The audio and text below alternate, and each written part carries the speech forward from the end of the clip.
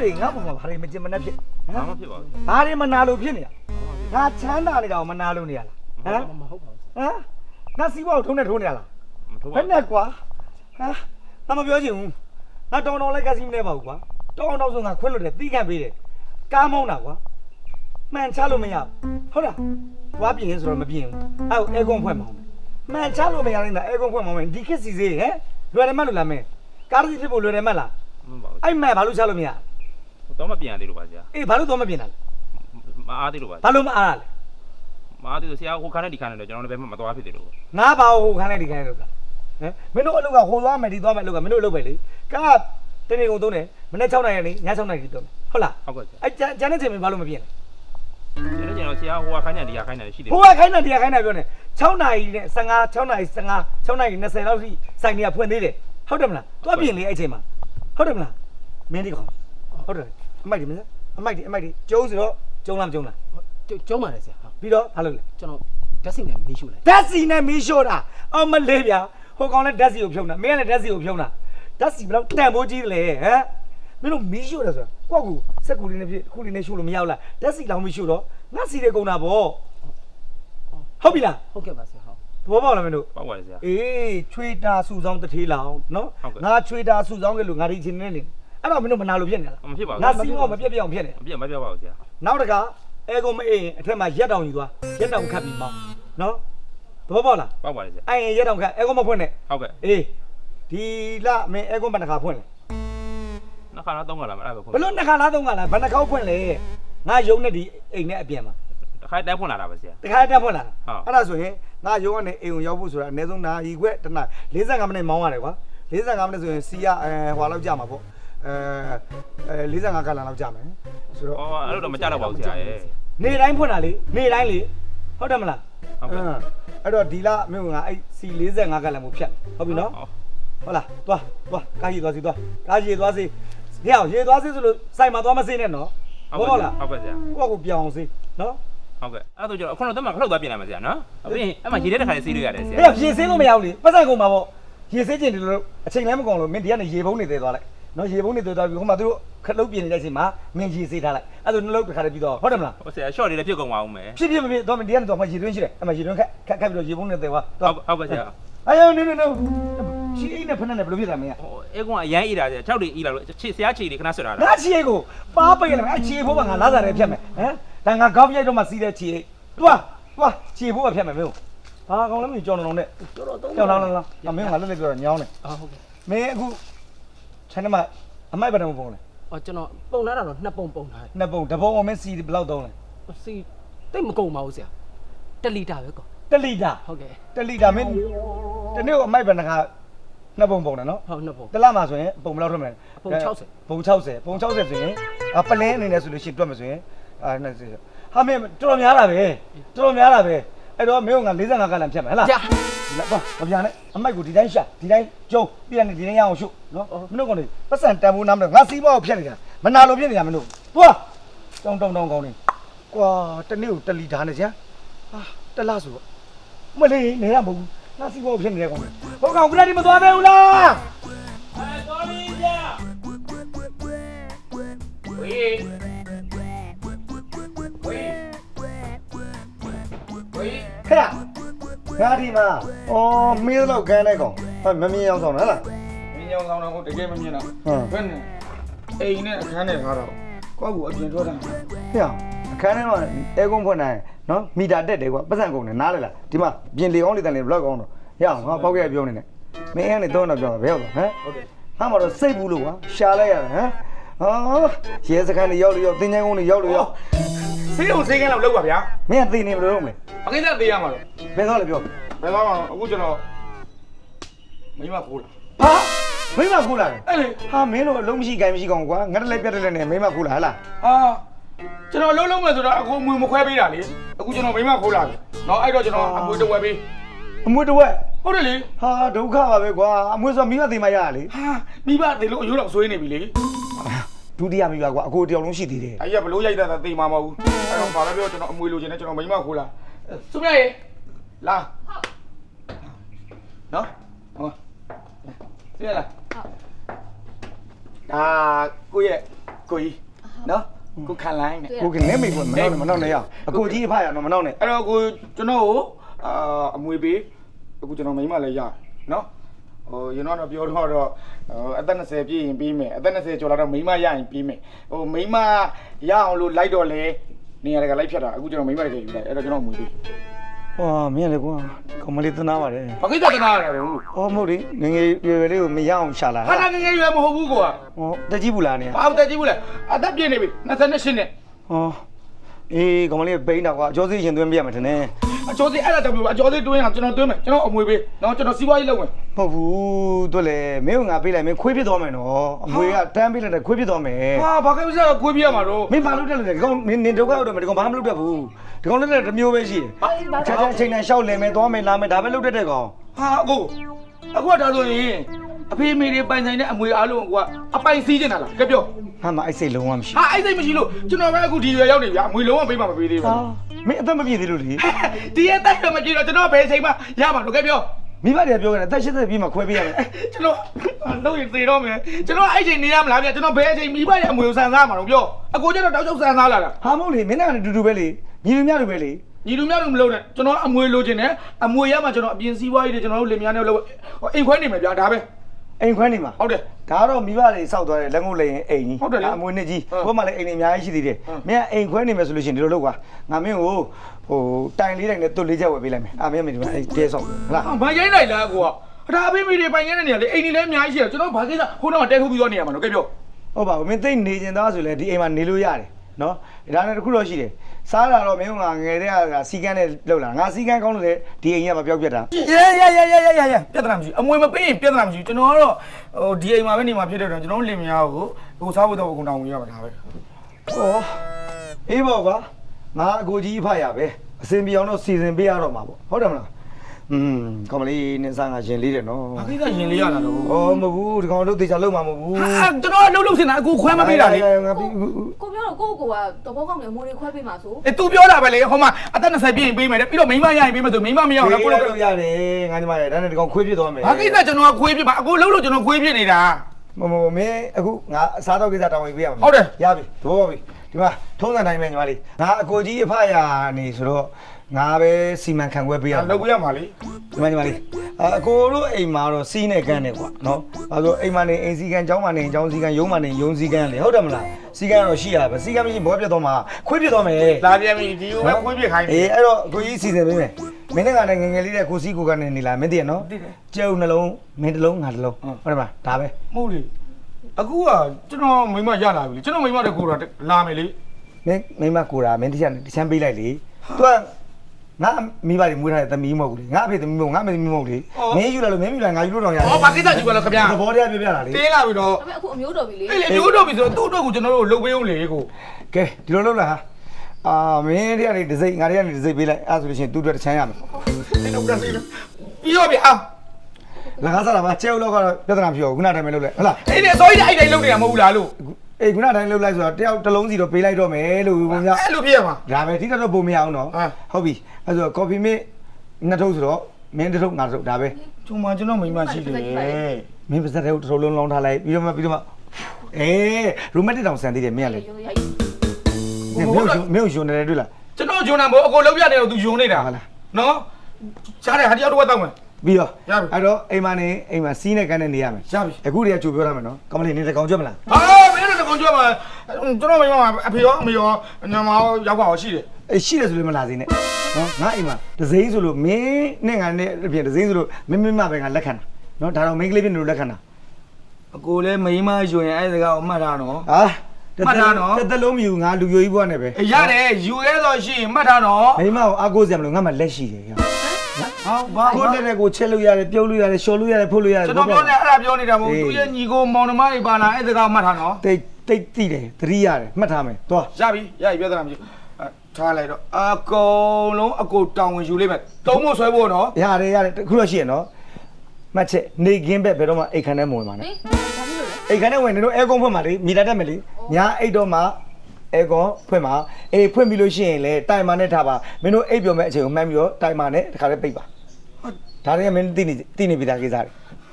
ရှားတော့ကစီနိုစပြီးကြမှာမိနေတယ် နော်အိမ်သာတက်ရင်အိမ်သာမြည်ပဲဖွင့်ပါရေချိုးကမ်းမြည်ကိုမဖွင့်ပါနဲ့ဟို ဘောတယ်နော်ရပြီနေတော့ ကသူနဲ့လက်ရှိလေးပဲ ဘာဖြစ်လဲ ဟုတ်အကွာ မင်းမင်းမင်းလုံလာငါလုံအောင်မလား ကျွန်တော်လုံးပါပါအကွာဘာကိစ္စလုံးမှာတော့ နော် အခု ဟာအကိုကြီးဖတ်ရနော် တီးတယ် ဟေး လာအိမ်မှာ ဟာဘာဆိုရှိနေ အခုလည်းကျွန်တော်စကားပြောတာစိတ်ညစ်သွားပြီအဲကြောင့်မလို့နားကြည့်မှာဒါကိုပြောတာ နော်ငါလိုက်ခဲ့မယ် ဘာကိစ္စလိုက်မှာ အဲကုန်းဖွင့်မဖွင့်လာကြည့်မယ် မဖွင့်ဘူးဗျာကျွန်တော်ချွေးထွက်တယ် ဟာ နော် ဟာငါဘာမှမကြားချင်ဘူးနော် အတမကြားလို့ရမလားလို့အိမ်မှာနေတာပဲ ရံဖြစ်တာပဲမကြားချင်ဘူးလို့ပြောတာ မဖြစ်ဘူး အေးလက်တိတ်လို့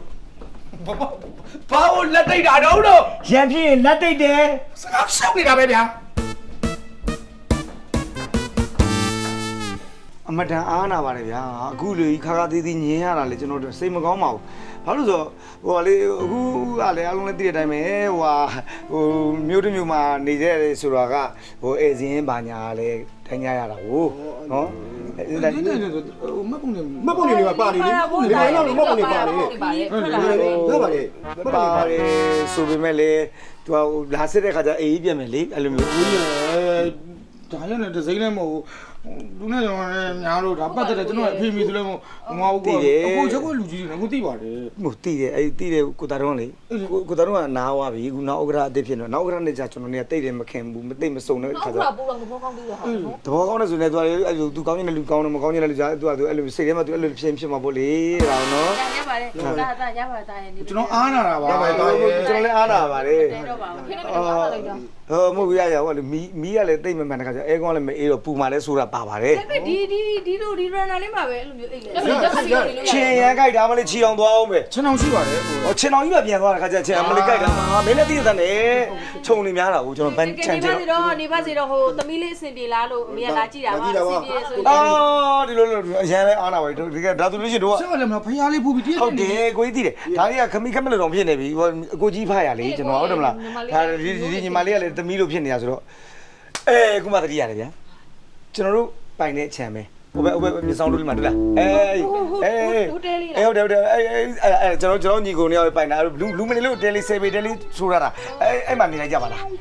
းအဲ့မှာဆိုအဲစင်းမစစ်ဘူး အဲ့ဒီမှာ ဘလို့အဲ့ဒီမှာကျွန်တော်အဲစင်းမစစ်ဘူးဒီအိမ်ကျတော့ဘာလို့ဒါအဲစင်းစစ်နေ လူမနေတော့မစစ်ဘူးလေနေတဲ့လူပဲစစ်တာပေါ့အခုတခါတလေနေတာတညတလေဆိုတိမှမဟုတ်ဘူးလေစစ်ဟုတ် ကိုကြီးကြောင့်ကျွန်တော်သိနေတော့ထားလိုက်ပါဗျာ တာရဲ့ပြောပြပါနဲ့အတင်းပြောပြနေတယ် မပြောမနေပြောမနေတော့ နေဦးကျွန်တော်တခုစဉ်းစားပါအောင်ဗျာဘယ်လိုလုပ်ပေးရအောင် ကျွန်တော်ဒါရောက်ခမတွေဗျာ အေးပါအာရပြီကဲကျွန်တော်ပဲအနစ်နာခံလိုက်တော့မယ်နော်ဒီလိုလို့ကျွန်တော်အခန်းကျဲပါတယ်ကျွန်တော်အခန်းမှာပဲနေလိုက်တော့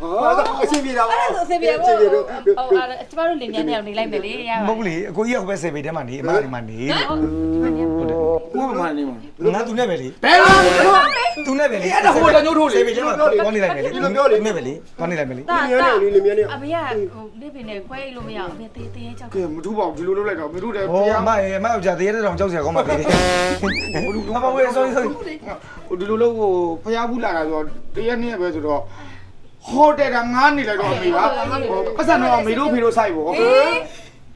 နေလို့မရလို့ပါရောက်ပ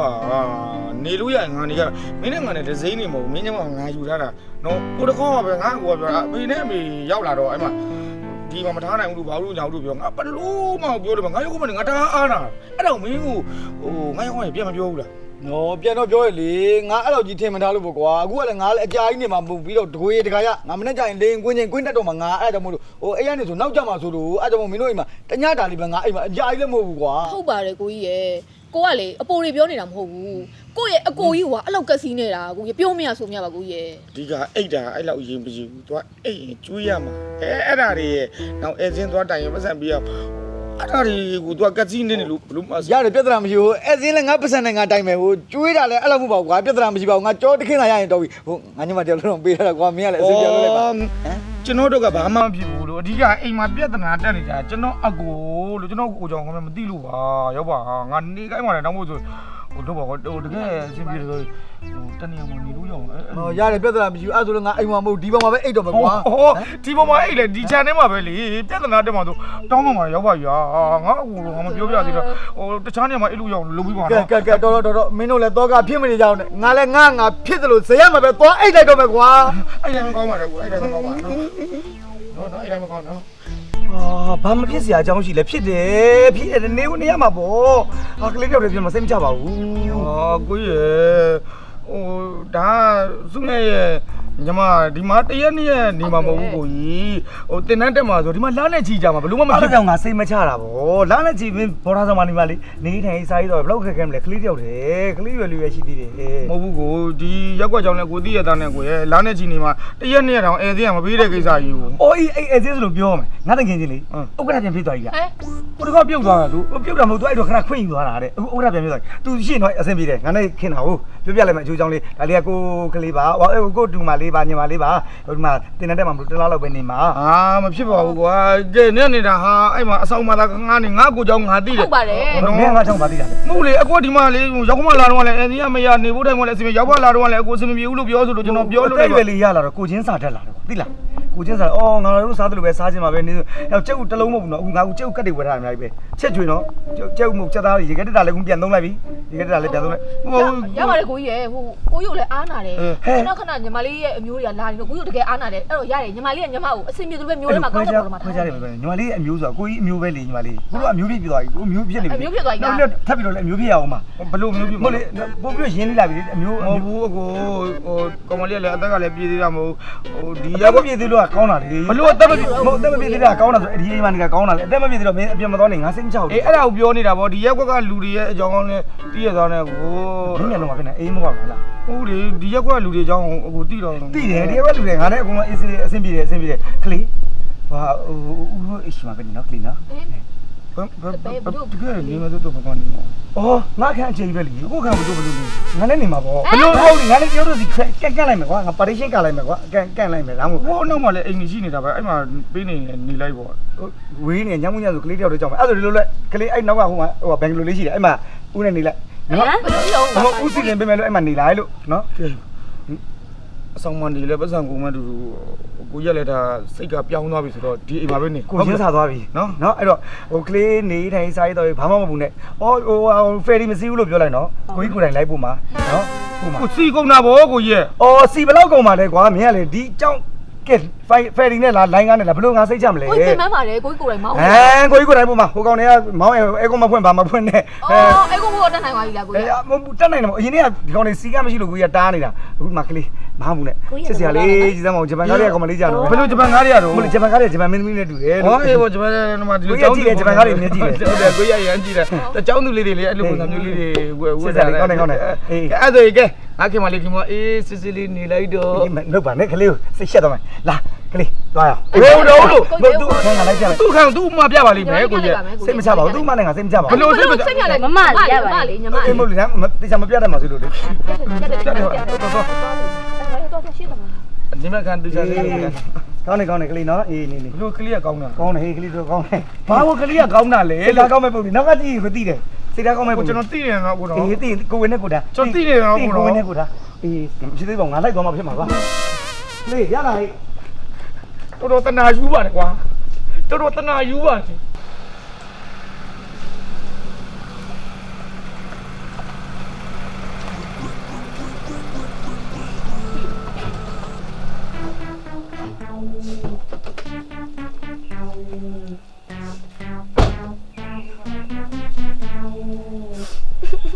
်ကလေးငိုနေတယ်ဘာကောင်ကြိုက်လို့လဲဟာ